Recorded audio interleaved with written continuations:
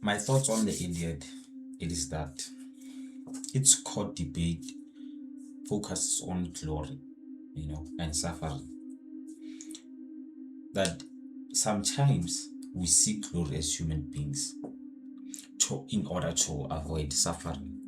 And I think I've touched point on this before to say that majority of the time, the things that we seek or the things that we desire, we don't simply desire them because we desire them or we want them or we need them in our lives. They basically are things that we want because we are shaped by our traumas. Sometimes you go through too much suffering to a point where you want to feel like the hero, where you want to feel glorious, where you want to feel victorious. So it becomes the tension between glory and suffering. It gets to build that tension between the two. Because you have to understand also that not only we seek to manifest certain things that we want in our lives, but majority of the time we are pushed by the things that we are avoiding in our lives. We are pushed by poverty. We are pushed by emotional experiences that we went through. It could be different things, could be verbal abuse, physical abuse, whatever it may be. We've went through so much trauma and suffering that by the end of the day, you want to become the hero. You want to become the person who wants to, hinder that thing from ever happening again, or slow down that particular thing from ever happening again. You basically become the black sheep in the family to stop the generational curse. And it is okay, to become the black sheep. It is okay to become that one person who has the controversial mind and change the perspective of the world. But and just picture this, right? Because everyone seems to want to go to, to heaven or to the paradise or whatever it may be. If we don't have suffering and we don't have the pain that we go through right now, because I understand that the Iliad teaches this part of history also and this part of perspective also. If we don't go through suffering and pain, then how can we determine who is right and who is wrong, who is victorious and who is not? Because these things, as much as we avoid them, this thing, as much as we try to say, I want to get out of them, they build you as a person. They give you purpose as a person. They make you realize that you are far more than you believe you are right now. Because now we want to live in a world where it's so perfect that perfection itself is a flaw. If we were to live in this perfect world where there is no sin, there is no bad things that happen, you don't go through suffering, you don't go through pain, isn't it a flaw in itself? Because people and human beings wouldn't discover themselves.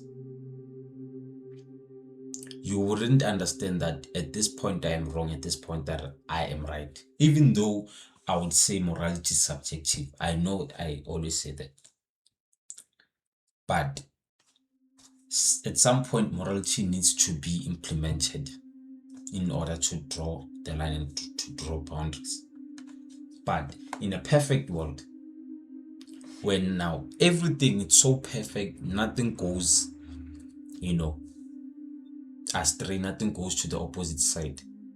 Everything that you want goes accordingly, and they come the way you expect them to fully present themselves. You wouldn't seek to manifest those things. You wouldn't seek to go through the motivational part of you. You wouldn't seek to go through the creative process that you go through as a human being. It's because, number one, you are not under pressure. No one is forcing you. You simply get what you want, to a point that it gets to boredom. To a point now, when it gets to boredom, you want to start something that it's out of the system of being perfection, to create chaos, to create disturbance, to create something that will make people not to be able to sleep peacefully again, so that you can restore the balance. So perfection itself, it's so flawed, and that's what the Iliad highlights in there. To say this thing, it's the tension between glory and suffering.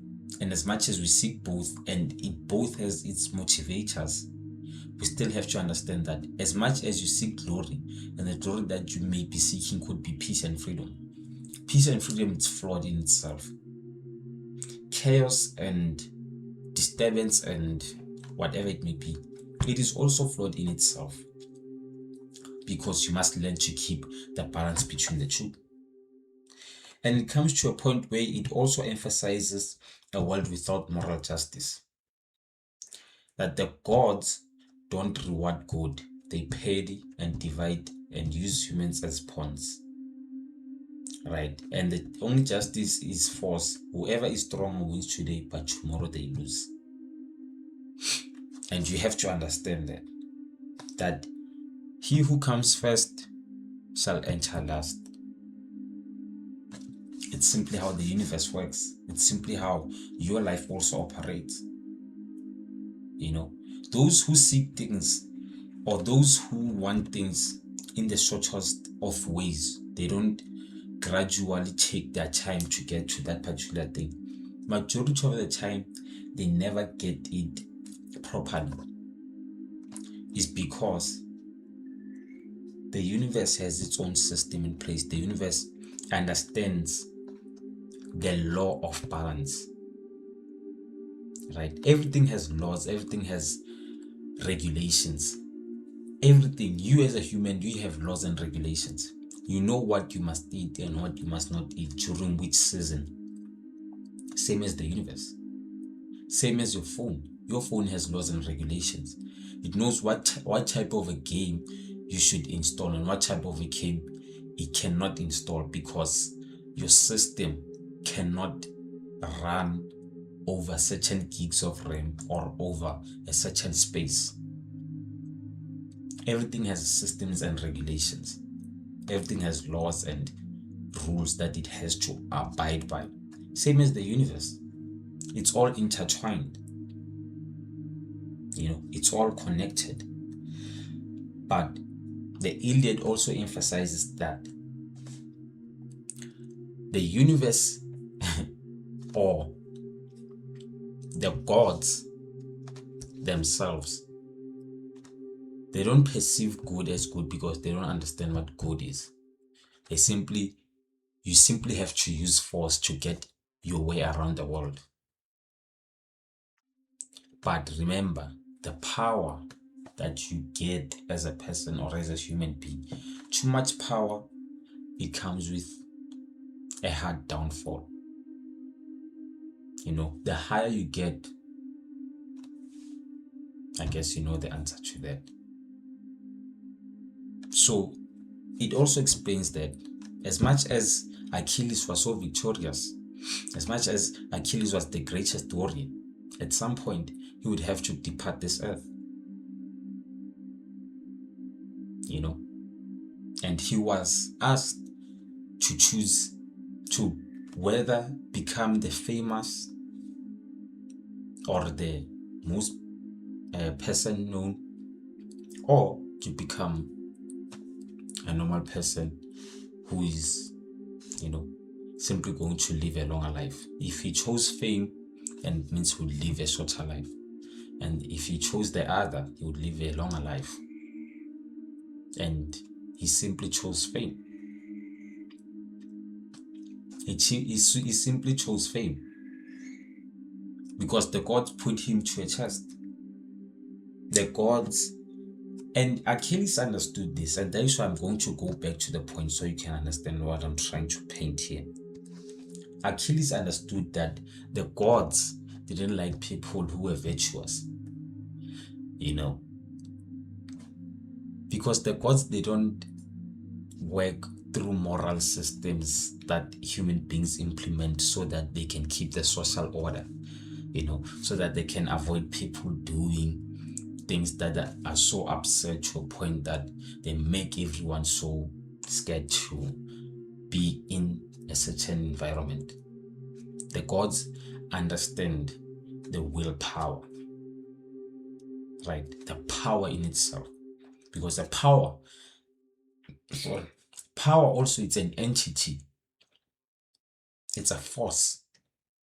It's energy. Gods and the universe only understand that. They only communicate through energy. And power, it's energy. Money, it's energy. The content that you consume, it's energy. The food that you eat, it's energy. You need energy. That is why you have to eat food. Your brain needs certain amount of knowledge to store in, and the application of that knowledge, that takes up energy. So it means the energy that you receive and that you take out, it's energy. Me talking to you, it's energy. It's vibrations. The willpower, it's energy. It's vibrations. Gods don't understand morality. They don't know what morality is. So when he was put to a chest to choose between fame and not to become famous, he simply chose the other, because he understood that to become a virtuous person, there's no point to it. I simply have to use force. I simply have to use my power, because I've been granted this power to fight on a battlefield, to fight for my people, to fight for my nation and whatever, and I have to use it as they gave it to me. Because this is interesting. This goes back to the story that was written in the Bible, that God gave 3 people. I can't remember quite correctly, but if you know what I'm talking about, you know what I'm talking about. He gave these 3 people, I would say, I can't remember the story quite correctly, but I'll just make an example. He gave 3 people plants, right?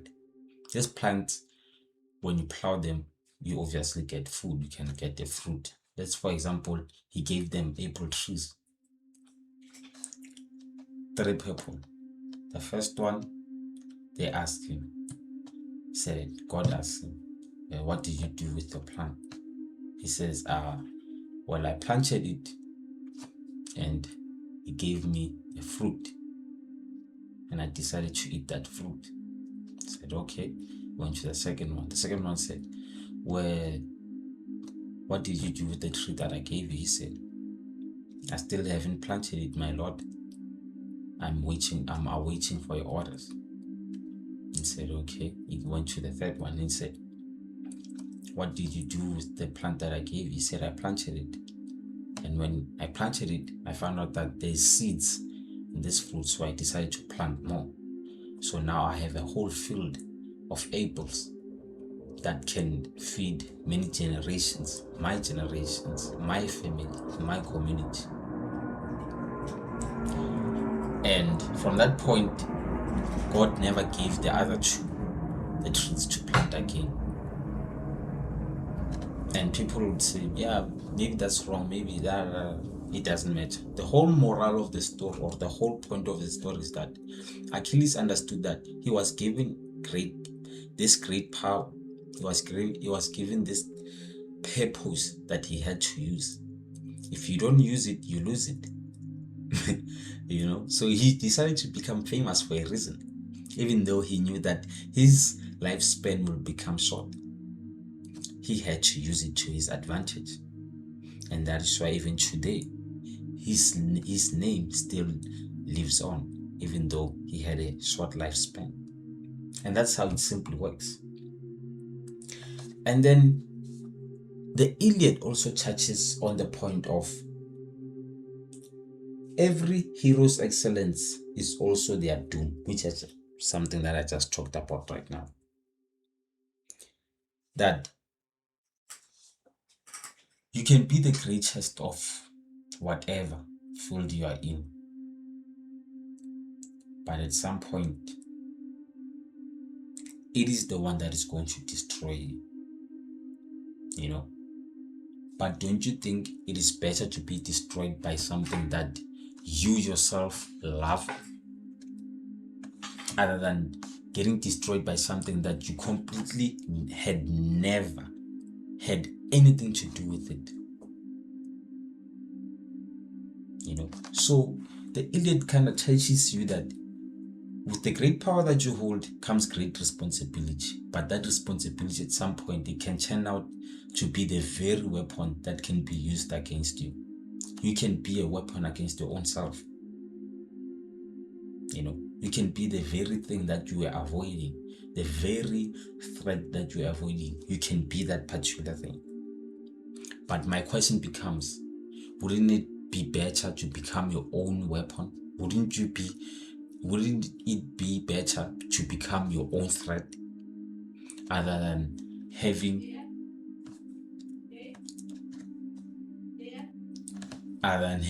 external things that are going to destroy you as a person? So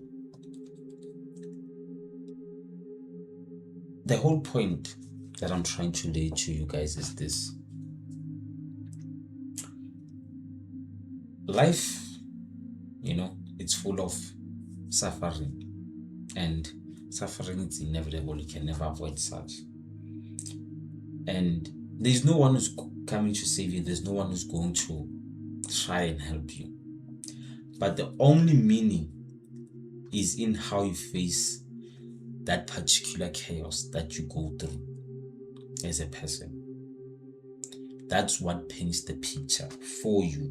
And this is something that I talked about previously on the video, right? The main important thing is how you're going to rewrite your own history from that day on. Achilles wrote his own history. Odysseus wrote his own history. A lot of people, Alexander the Great, whoever, Shaka Zulu, a lot of people, those who were in great power, they wrote their own history. The universe wants you to rewrite your own history, because you will never stop expanding as a human being. As much as you can no longer exist in this world, in the physical format, somewhere, somehow you're still, you're still alive. Somewhere, somehow, you still have the impact in the world. Tupac left us by the age of 25. And everyone today is still listening to his music. They're still listening to how he used to preach through rhythm and poetry, which is something that we call rap music. So the whole point is to rewrite your own history, because as much as we want to believe that our fate is in the hands of someone that we simply don't know, I also want to believe that my fate is in my own hands. The decisions that I make, they determine the tomorrow that I'll be in. And I have to take the responsibility. I have to take the accountability for every little mistake that I make in my life. And I have to correct myself, because I'm writing my own history. And in tomorrow time, my children, they wouldn't simply have to follow my footsteps, but they will simply learn what I did. That's what's important. The power and the glory and the suffering that you went through that you went through. That's just the process. It's a system set in place to build a character, right? Remember, you're not only here for you, you're also here for your generation, for the family. Because there will be simply one single thing that you're going to do that will simply change your life, and that will simply change the community, that will simply change the world, that will simply change your family, that will simply change your children. And it's not a big task. It's just the little things that matter. For me, I always believe that the little things are the ones that matter. The decisions that you make, the type of things that you choose to engage with, the things that you do as a person, the things that you follow, the boundaries that you set. I believe they are the ones that create the character inside of you, because they are going to leave a footprint for your children's children and for their children's children. And now it becomes a generational blessing. And now you are the one who stopped the generational curse. Now the Iliad, it's about that. It's about changing history and rewriting history also. Now the question becomes, are you willing to change history? Are you willing to change the situation that you feel like it's a generational curse for the family, for you, for your children, for the community?